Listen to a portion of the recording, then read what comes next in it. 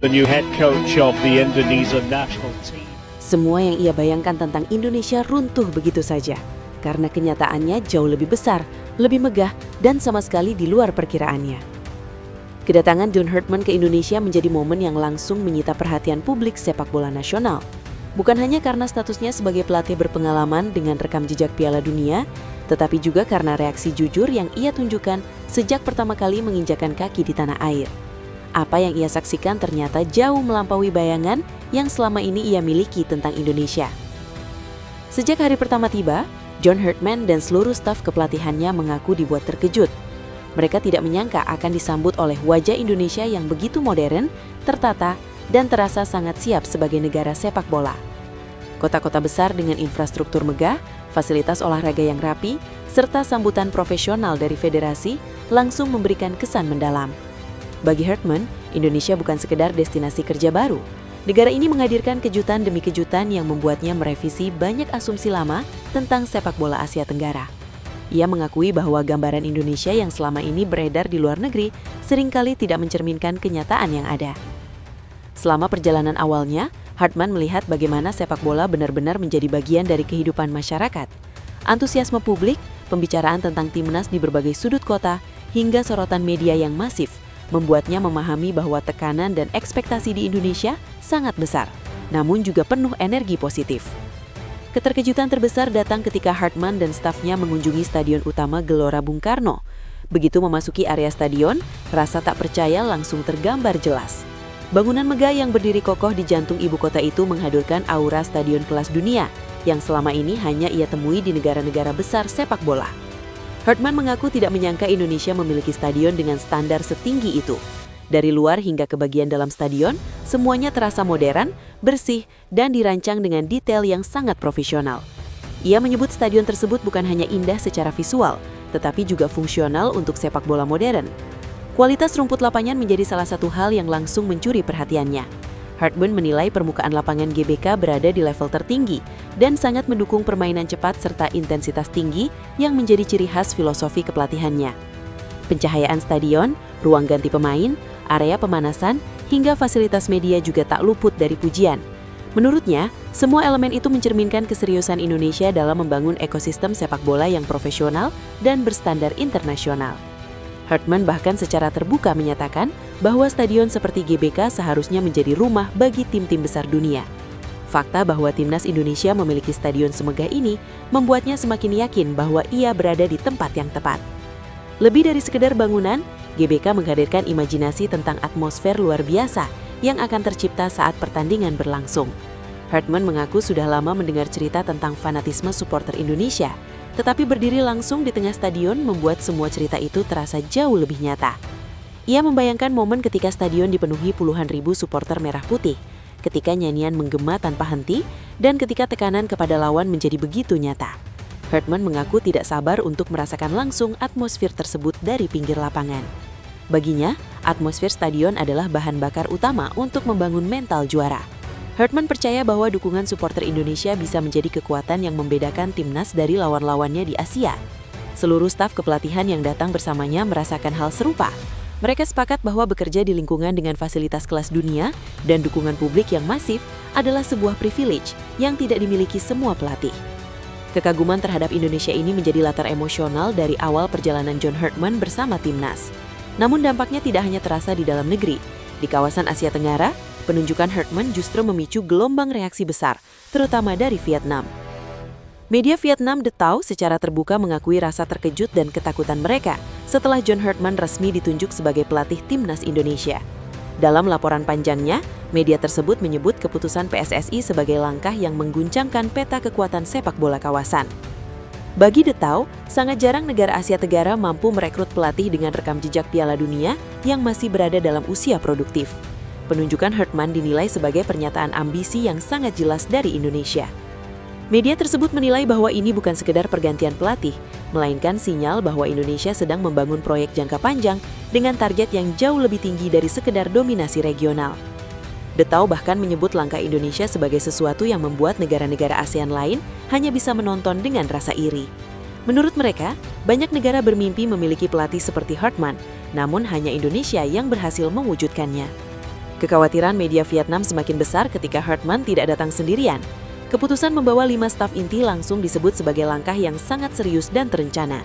Ini bukan proyek coba-coba, melainkan sistem yang sudah matang. Mauro Bialo menjadi nama pertama yang disorot. Media Vietnam menyebutnya sebagai otak taktik di balik kesuksesan Hartman. Kehadirannya dinilai akan mempercepat adaptasi filosofi permainan ke dalam latihan sehari-hari timnas. Simon Eddy mendapat perhatian khusus karena perannya sebagai pelatih kiper. Ted Tau menilai ini adalah revolusi senyap bagi sepak bola Indonesia, di mana kiper akan dibentuk menjadi bagian aktif dari permainan, bukan hanya sekedar penjaga gawang. Erik ten Lado disebut sebagai simbol sepak bola berbasis data. Media Vietnam mengakui bahwa keberadaan analis data kelas atas seperti ten Lado adalah kemewahan yang hampir tidak dimiliki negara ASEAN lainnya. Jason DeVos dipandang sebagai sosok penting dalam membangun ketangguhan lini belakang. Pengalaman dan mentalitasnya dinilai mampu mengubah pertahanan Indonesia menjadi lebih disiplin dan berkarakter. Robin Gale melengkapi tim dengan peran vital dalam membangun mental juara. Ted Tau menilai bahwa di Asia Tenggara, kekuatan mental sering menjadi pembeda, dan Indonesia kini memiliki senjata tersebut.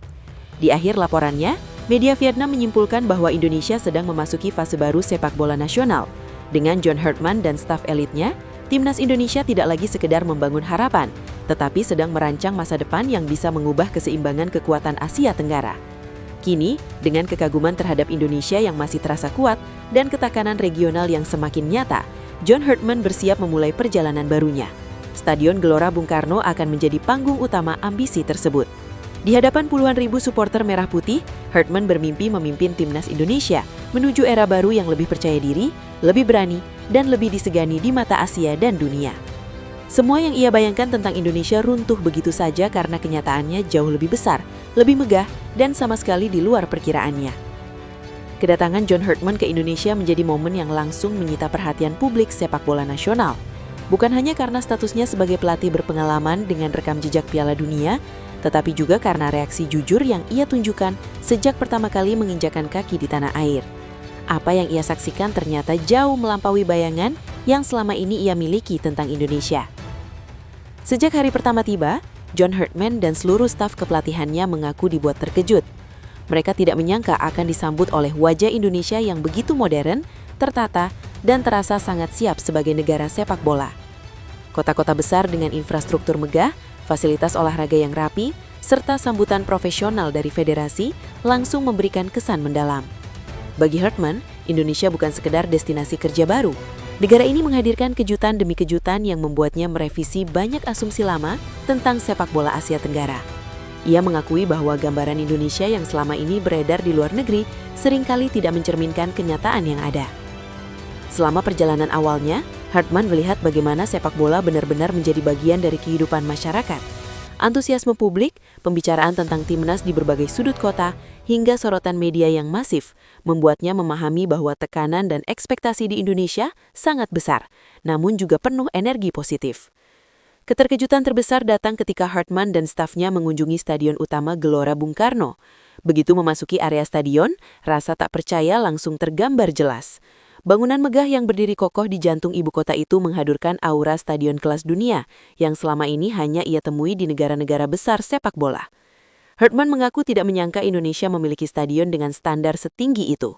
Dari luar hingga ke bagian dalam stadion, semuanya terasa modern, bersih, dan dirancang dengan detail yang sangat profesional. Ia menyebut stadion tersebut bukan hanya indah secara visual, tetapi juga fungsional untuk sepak bola modern.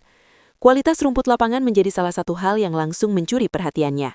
Hartman menilai permukaan lapangan GBK berada di level tertinggi dan sangat mendukung permainan cepat serta intensitas tinggi yang menjadi ciri khas filosofi kepelatihannya.